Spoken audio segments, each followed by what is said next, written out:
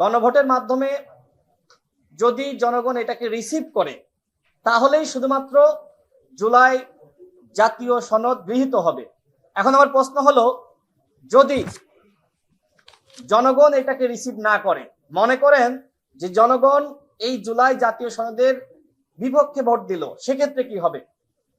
আমরা জানি যে আগামী নির্বাচনে আওয়ামী লীগ বা তাদের দোসররা হয়তো অংশ নিতে পারবে না, কিন্তু যারা আওয়ামী লীগকে ভোট দিয়েছে, যারা এই সরকারকে মানে না, যারা জুলাই জাতীয় সনদকে মানে না, তারা কি করবে?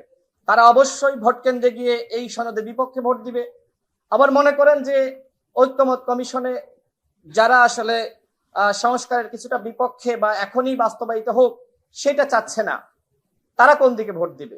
সব মিলিয়ে এই জুলাই জাতীয় সনদ তারা যে পদ্ধতি আমাদের সামনে উত্থাপন করেছে, এই পদ্ধতির মাধ্যমে বাস্তবায়ন করা কঠিন।